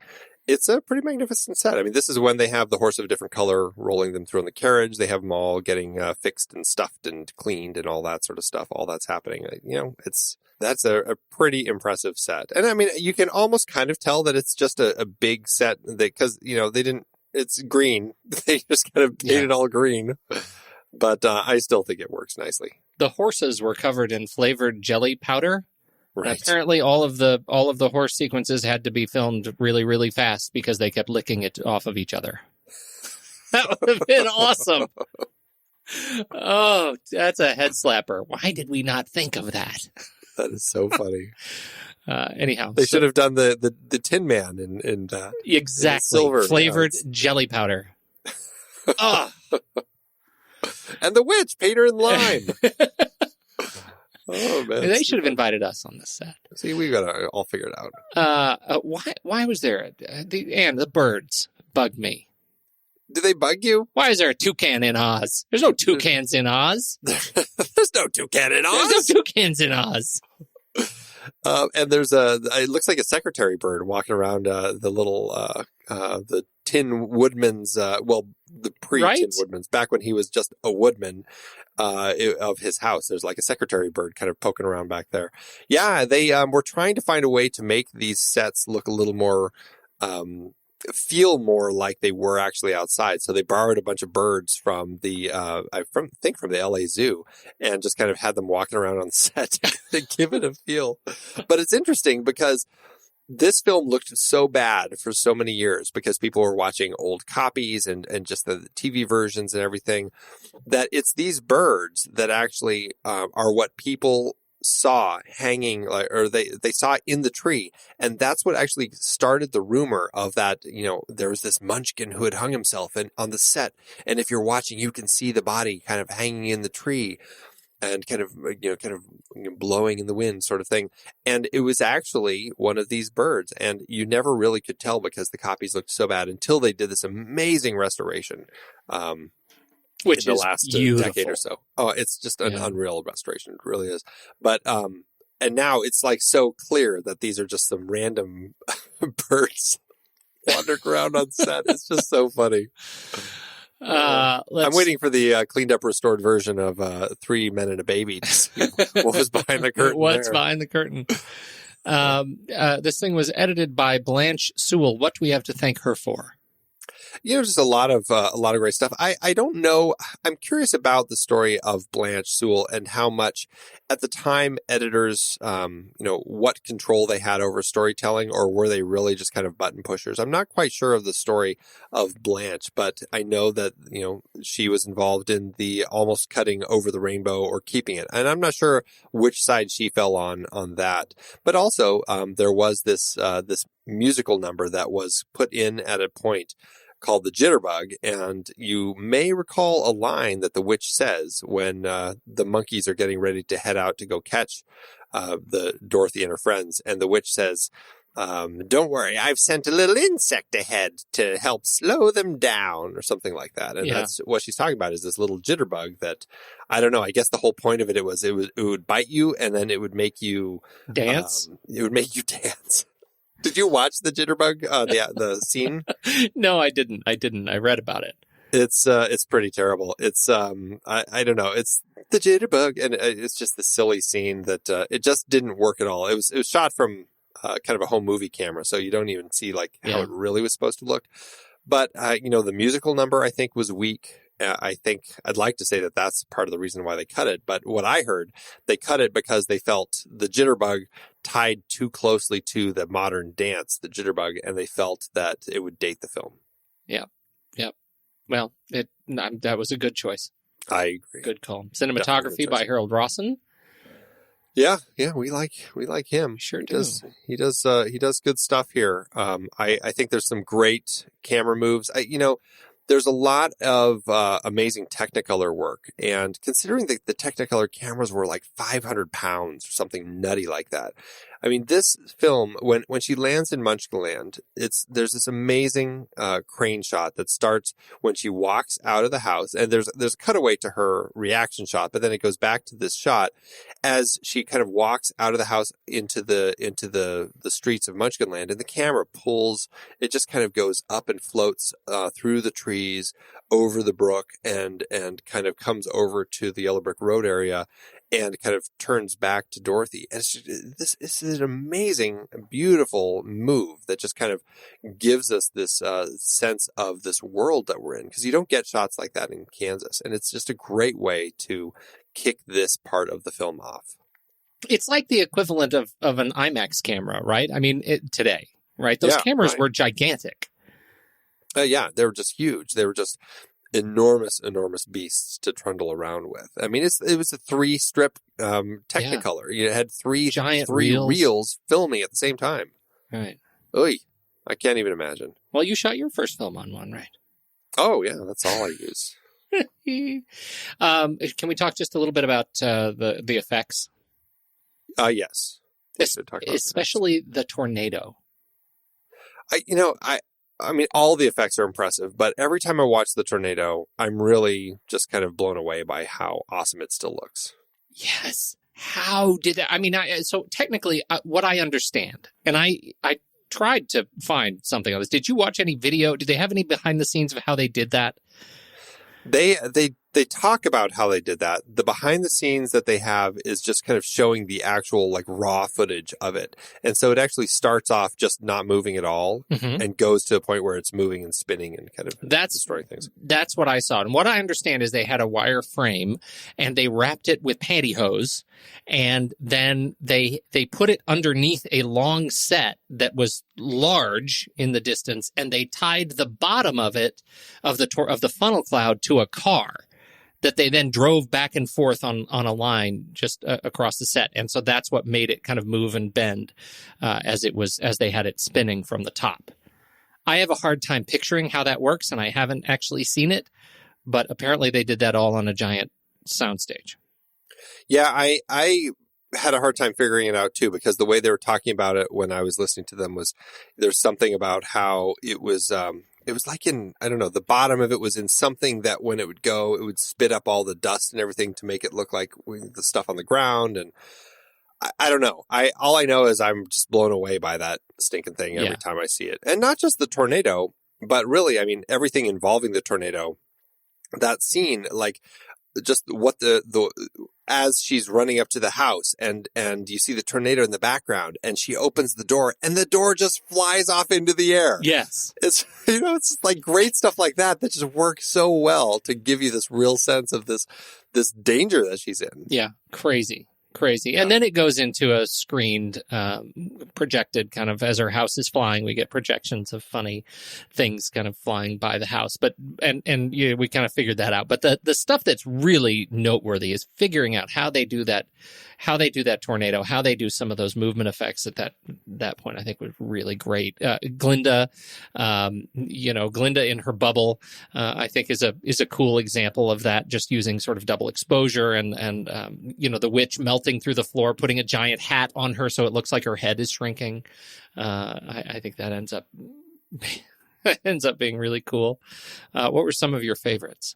Well, you mentioned Glinda's bubble. I think that what's so interesting about that is they, in order to make it look like that bubble is kind of coming down and landing, they actually basically moved the camera to this bubble on set that they just were holding still, and they had this track so that they could move it the way that they wanted to have it go when she was arriving. And I think that's such an interesting way to do that, where, you have to kind of pre-plan exactly how you want the bubble to go so you can kind of plan your camera move and then, of course, do a double exposure so that it actually ends up in the right spot. I don't know, it just kind of boggles the mind a bit, just kind of some of the planning that Buddy Gillespie and his team were putting together with these things.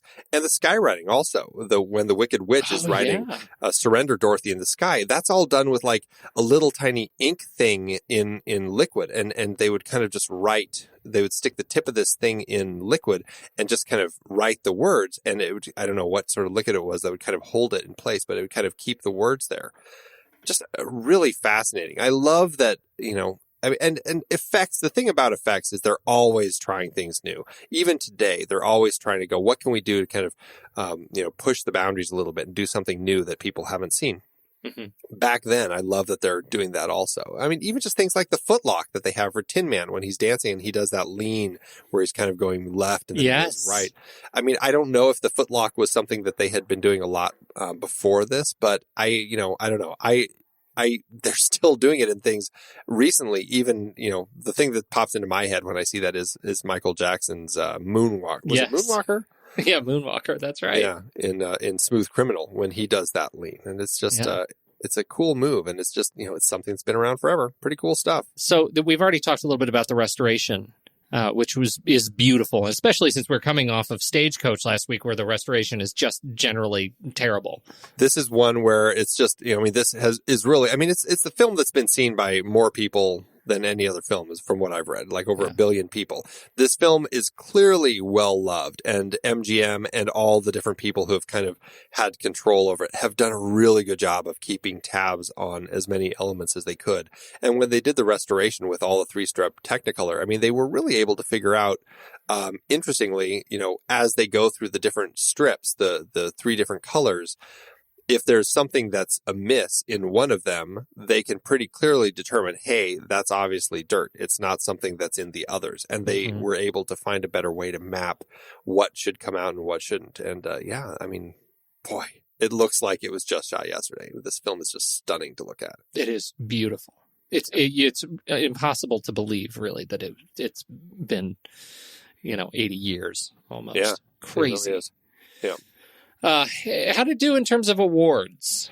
Fairly well, I gather. Fairly well. I mean, it was nominated for Best Picture. Of course, it did lose to Gone with the Wind, directed by Victor Fleming also. So, I mean, no matter what, he ended up having a good He came year. off well. Yeah, he did not get nominated for Best Director for this film, but he did win for Gone with the Wind. This film, like I said, did win Best Original Score for Herbert Stothart. Again, why original score? I don't quite know, but that's what he won for. Best Song, Over the Rainbow, by Harburg and Arlen, which I think is pretty fair thing to say. Judy Garland got a special Academy Award. It was the Academy Juvenile Award for Best Performance by a Juvenile. She got it for this and Babes in Arms, which she did this year also. She was busy. I mean, she did like 7 films in 2 years right around now. I mean, man, I don't know how they... Oh, well, I Crazy. do sadly know how they kept these kids working so hard. All high. Yeah. It was nominated for Best Art Direction, Cedric Gibbons and William Horning. It did lose to Gone with the Wind. Best Cinematography, Best Color Cinematography, I should specify, by Harold Rawson. This also lost to Gone with the Wind. Honestly, watching these two films, I think I would go with this over Gone with the Wind now. Well, especially now. I mean, Gone with the Wind, just as much as Gone with the Wind is a beautiful picture, but we have so many more problems with it than. But even just cinematography, I think that the transition from kind of that sepia toned black and white to the color, I mean, this color in this film is just so vibrant and it just speaks so strongly to just kind of imagination. I feel like... I agree with you. I don't know. I feel like there's a lot to that. Best special effects, it was nominated for that. Arnold Buddy Gillespie and Douglas Shearer. That lost to The Rains Came, and I don't know anything about that movie. I'm going to try to see if I can watch it before our series ends so I can speak something to that. I'm curious, because honestly, the special effects in this, to me, stand out as what should have won. Yeah, I haven't seen or heard of The Rains Came either. That's one I don't know anything about. Yeah. A lot of people talk about this film as something more than just a kid's film. Is it a political film to you? It's not. I think there's so many things. I mean, there was a thing that came out in the 60s, I think, some political reading into this film about different, about how the ruby slippers, or actually, it's just like, was it the Yellow Brick Road represented like the gold standard at the time? And I don't know, all sorts of nonsensical sorts of things. There was religious readings into the film.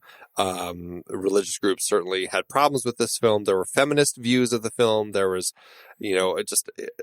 drug readings of this film. There's so many ways you could read this film. And I think that a good film, can end up having a lot of those, but still can stand strong beyond all of that. I don't think any of that stuff really holds much credence. I thought we were supposed to watch this, but turn the volume down and listen to The Wall. And that would be the quintessential experience for The Wizard of Oz. Have you ever tried that? No, of course not. I did try a little bit of that. You can actually find it on Vimeo. We'll post the link, Dark Side of the Rainbow. Yeah. Of course, they all just completely deny. I think one of them, I don't know if it's Roger Waters or one of them, still kind of says, oh yeah. But I think all the rest of them are like, it's just nonsense. Well, that leads us into our remakes and other takes segment. Did this, there are a number of spin-offs. We've talked about one of them, the most recent, Oz the Great and Powerful on this show, on a film board some time ago. Didn't hold up very well. No, I didn't like that at all. No, not really at all. But there were still some other good, other versions of it. Yeah, and it's funny, L. Frank Baum actually started making versions of this. I mean, he ended up moving to Hollywood before Hollywood kind of became a thing. And in the silent era, he actually tried his hand at making some adaptations of his books to the screen. And, it was one of those weird things where people wanted to go watch things at the movie theater where they didn't feel they had to bring the kids. They wanted to be able to feel like it was for grown-ups. And so his stuff didn't ever find an audience. And it wasn't until really Snow White and Seven Dwarfs that kind of burst broke through that dam. I don't know what metaphor I'm going for here, but that helped his stories find a cinematic audience finally. But yeah, I mean, geez, The Wiz, that was stage version and movie version, and then what was it recently? One of those live broadcast events. Return to Oz. Disney tried their hand at that. There was an animated Legends of Oz. The Muppets have done versions. There have been comic book versions. There was a comic book that I loved as a kid called it was Captain Carrot, which is very silly comic book superhero, but Captain Carrot and the Amazing Zoo Crew, and they went and fought the Oz Wonderland War, which was kind of a fun little thing. But it's but it'll don't forget never all end. the video games. There's a ton of video games back from the Nintendo DS, Super Nintendo. You can get the Oz games. There's you can go to Oz in the latest Lego. Yeah, Lego Dimensions. I was Dimensions. just playing that level with my son earlier today. Were you really? Yes, I was. Fantastic. Yeah. Beyond the Yellow Brick Road. Yeah, there's a lot of it. And then, of course, have you looked at that wackadoodle alphabetical version of it? Oh, it's gives me seizures. I don't know what it is about that, but it mesmerizes me. And I don't necessarily watch it, but I can turn it on and then just have it play while I go do other things. Describe what it is. Some loon decided, hey, it'd be really interesting. What if I took The Wizard of Oz and I re-edited it word by word and put the whole thing in alphabetical order? And you start with the credits, and all the credits are in alphabetical order for each page. And then as you go along, Matt Busey is the guy's name. You can see it on his Vimeo page. We'll put a link up there. But it starts with the first word, A. And it goes all the way through the alphabet to, I don't even know what the last word is. I didn't look, but it just goes through the whole thing. And it's so weird. But it's kind of mesmerizing. And it's funny how certain things all of a sudden hit. And the one that always sticks in my mind is when they're saying but, and they go but. And then it ends with but, buttons. I don't know. For me, it's I, all the screaming. Oh, right. It's all the I. Oh, it's funny. It is funny. It is actually really funny. And I'm surprised how well it does kind of work alphabetically. Yeah. It's weird. How about Oz as a gay icon? Yeah, this film has always kind of stood out as a gay icon for the gay community. I think John Waters was interviewed about it, and he talks about how it's just it's this magical land. It's this place where these people you see the three farmhands, and then in Oz is where they're able to kind of open up and really be themselves. And I think there's a lot of ways that the gay community started seeing this film. And aside from the fact that the gay community looks at Judy Garland as quite an icon, and I think just all these things have come together to create this sense about this movie that just I think that is just something that they can really hold close. Well, it is a terrific film. We did enjoy it, but how did it do at the box office? Interestingly, this film did not do that well when it opened. It actually lost money. And I think that's really interesting to note, that it just wasn't something that it did well enough, but it because of the amount of money they spent on prints and advertising, it ended up losing out. And of course, thank you, Eddie Mannix, for bringing all that to light. I love all this factual information that people pull from his ledger for budgets for all this sort of stuff. Right. Now, that being said, this film ended up being one of those films that had a new life. I think in 1949, it was re-released. And then it kind of subsequently ended up having a number of re-releases, and people kept going to this movie and kept going and kept going and kept going. This movie just had a life beyond anything that people kind of expected. And this film was one of those first films that ended up on TV, and it got broadcast on TV every single year. I mean, that's where I first saw it. I don't know. I can't remember if it was around Christmas or Thanksgiving, but every year it was always on TV. And that was kind of one of those core things. It was like The Wizard of Oz and The Sound of Music and Rudolph the Red-Nosed Reindeer were like the three things that were core that we had to watch every year. And and so this film ended up making a lot of money. This film at the time cost almost $2.8 million to make. That's about $46.5 million in today's dollars. It ended up over time making about $33.7 million, which is about $565 million in adjusted dollars, plus some international money that it brought in. So all told, this film ended up making over time about an adjusted $5 million adjusted profit per finished minute. That puts it at number 11 on our list. So amazing for a film that lost money when it was initially released. Over time, it's ended up creeping its way up to become one of the most popular. That's crazy. Yeah. Who knew? Eddie Mannix knew. Did we talk about the 1925 and the 1933 Wizard of Oz in our sequels discussion? Well, I did mention that Baum had done some previous versions. I don't know if he was involved in those particular ones, but, people were trying to find a way to tell this story. It's just, it took a long time. And like I said, I think it really was finding the right way through Snow White to approach it.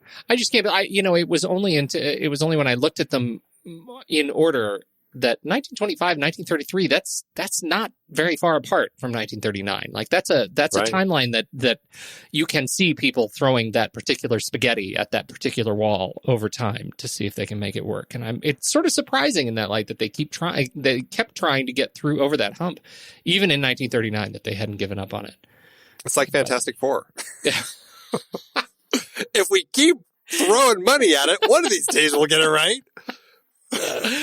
We just haven't come to the 1939 version yet of the Fantastic Four. But it's coming, Pete. That's exactly, it's the Spider-Man conundrum too, right? It's this whole idea of sunk cost bias. We've spent so much money trying to make it right. How could we possibly stop spending money? Yes. Yeah, right. It is hard to believe we've been having in-depth weekly conversations about movies since 2011. You're telling me producing this show week after week is so much fun, but it does require a lot of work behind the scenes. If you'd like to help support our efforts, one easy way is by using our Originals page when shopping for books and movies that we've covered. Your purchases made through our links give us a small commission at no extra cost to you and allow us to keep having these great discussions. The Originals page at thenextreel.com/originals links to the source material for all of our adapted film discussions. Purchasing through our links supports the show. In Season 13, we explore various awards categories and the films nominated in them. We wrapped up our 1940 Best Picture series with adaptations of Mice and Men from John Steinbeck and Wuthering Heights from Emily Bronte's novel, not to mention the play Dark Victory by George Brewer Jr. and Bertram Bloch. The 1947 Academy Award adapted screenplay series featured Anna and the King of Siam, based on Margaret Langdon's book, plus The Best Years of Our Lives, Brief Encounter, and The Killers. The 1952 cinematography nominees included Death of a Salesman and A Streetcar Named Desire, A Place in the Sun, based on both a play and a book, and Strangers on a Train, based on Patricia Highsmith's first novel. So many great movies based on books and plays, like Beckett, The Pumpkin Eater, A Boy and His Dog, Rollerball, The Princess Bride, Congo, The Scarlet Letter, Jackie Brown, The Deep End, The Gray, The Woman in Black, and Top Gun Maverick, which I'm very much looking forward to revisiting. Get the source books at thenextreel.com/originals. Start your next read or reread from the movies we've covered. Visit thenextreel.com/originals today. Andy, I think it's probably time we should rank it. Let's do it. Head over to flickchart.com/thenextreel and sign in to your account, because by now you have one, and I want you to just search for The Wizard of Oz. And what you're going to see is a little thing. It's going to say, add to my Flickchart, and you're going to say yes. And then the first movie that comes up, if you're ranking like we are, Filmo a Filmo, is The Wizard of Oz versus Q Andy. First up, this is, we talked about last week, Stagecoach was going to be our new, the block. Yeah. Wizard of Oz or Stagecoach? Wizard of Oz. Absolutely. I mean, the movies from 1939 so far, this and Mr. Smith are really the two that stand out for me. That's right. Wizard of Oz or Eternal Sunshine of the Spotless Mind, Pete? Well, Eternal Sunshine for me. Yeah, I mean, I don't know. I'm dwelling on that one for a minute. I think in the long run, boy, it really is just Eternal Sunshine straight up that easy for you? Yeah, it is. And you know, in my own flick chart, I'll tell you, Wizard of Oz is, you know, it's not a top 10 movie. It's a top 100 movie. I mean, it's certainly I think it's in my top 50. Yeah. So, but there are definitely movies that if I had them side by side, filmo a filmo, I would do 53. My personal is 53. So there are movies that I would put on first, and Eternal Sunshine is one of them. Yeah, it's so tricky. I mean, I think I'm going to go with Eternal Sunshine. I'm surprised this was hard for you. I think Eternal Sunshine, that's one of your very favorites. No, right? it is, but it's just, the Wizard of Oz, the place that it has, like, in my heart, I guess. It's just one of those films where I feel like there's something about that film that will last for eternity for me. And I'm just dwelling on that. Like, is Eternal Sunshine going to have that? But in the end, I mean, yes, I think you're right. Eternal Sunshine, I probably would say is a stronger story. There's a lot of stuff going on there. So I'm going to do Eternal Sunshine. Boy, that really was hard for me, though. I don't know. I'm glad you worked through it. You did great. Thanks, man. These are good counseling sessions for me.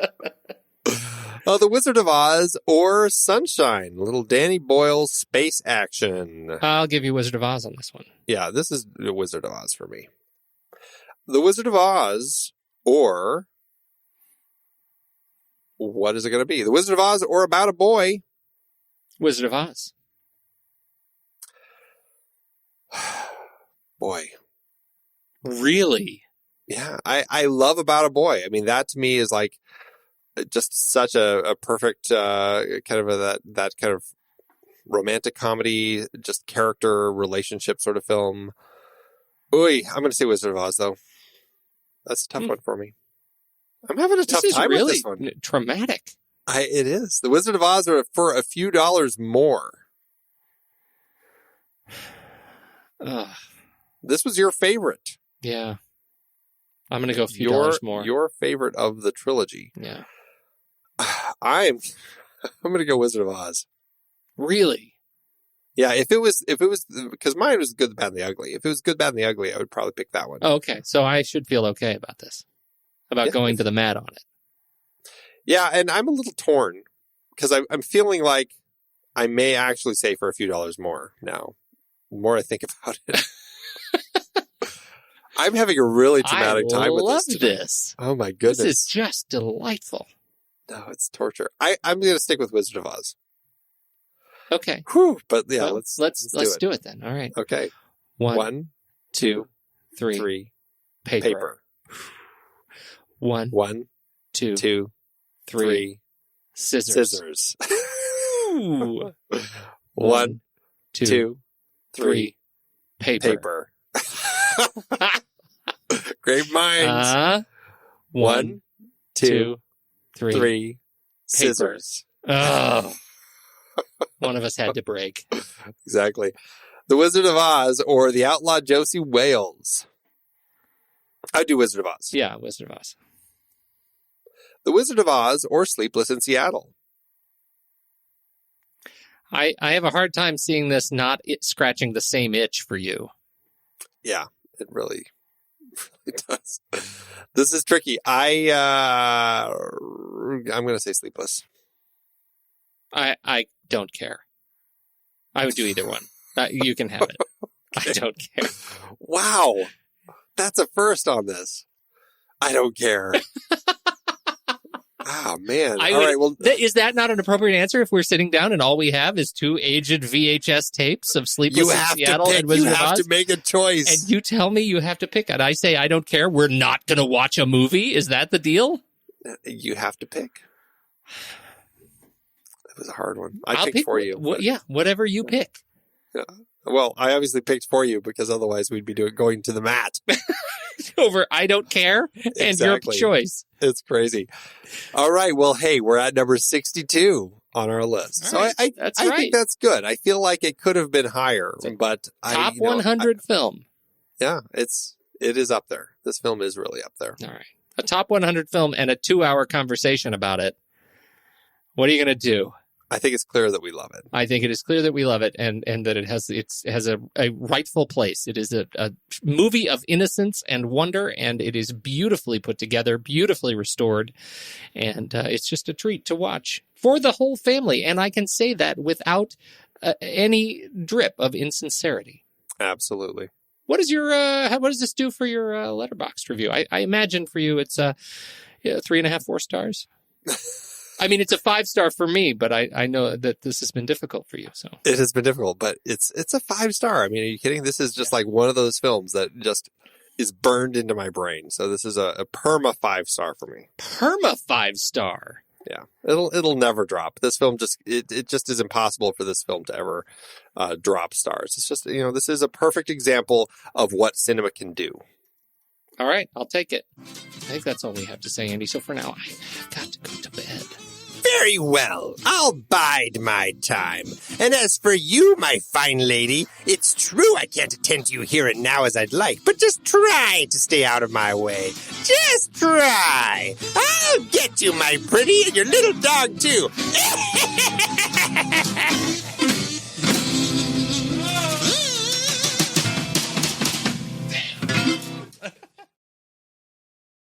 Andy, there are not many people who dislike the film on Amazon, but there are some. And you will find a customer on June 8th of 2004 gave in this 1-star gem. What? Classic? Classic? This is one of the worst films ever made. I don't ever want to watch it again. The last time I watched part of it was in 3rd grade. Yuck. It's disgusting. Right down there with Star Wars Episode 1, The Phantom Menace, Star Wars Episode 2, Attack of the Clones, License to Kill, and the special editions of the original Star Wars trilogy. Yuck. Yuck. Yuck.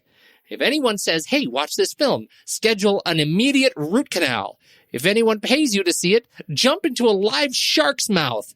If anyone holds a gun to your head and forces you to see it, pull the trigger. Wow. I try to go with the most understated of the reviews each week. I think you can see I succeeded with this one. That is fantastic. Well, I have a 1-star also by Professor E. Loftus. It says, False Memory Syndrome and Toto, reviewing The Wizard of Oz. The central premise of this movie is that Dorothy falls victim to some sort of trauma, be it a tornado sweeping across the prairie and damaging her house, or something more sinister. This is left uncertain, as is often the case in real life, most unfortunately. In any case, the victim, Dorothy, then regresses in the form of classic PTSD with psychotic episodes to the land of Oz. There she assembles her false memories with metaphors for swarms of bombers filling the skies, good and bad witches possibly representing a schizoid mother figure, and 3 male entities who each must overcome their innate stupidity, anxiety, and lack of emotion. These concepts probably originated with comments made by the mother, and therefore appear impossible for the real person they refer to overcome. Probably an ineffective and emotionally devoid father. The intense hope that Dorothy has for this, coupled with the irrational impossibility for the figures to overcome the deficits, is due to her anguish in competing with her mother, and the fact that her father is unable to save her from the mother's tantrums. The FMS relates to the desire for the 3 components of the father figure to be erased and become complete in their respective sense. The hope has distorted her thinking, and there is absolutely no evidence to proceed with the prosecution of this line of storytelling. However, in the end, her mother does believe her, and she returns safe and sound to Kansas, so there is indeed hope. Therefore, I give the film a 1.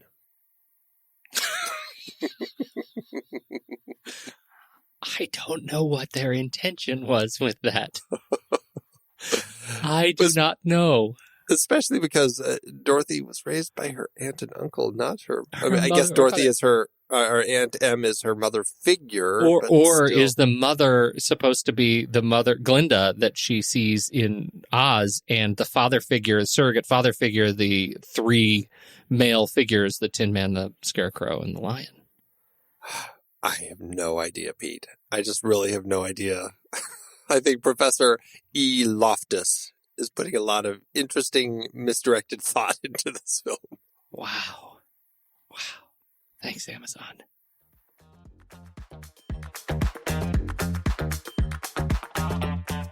Thanks again for tuning in. We hope you enjoyed the episode. If you'd like to learn more about membership, head on over to thenextreel.com/membership where you can see how you can support the show. Thanks, everybody.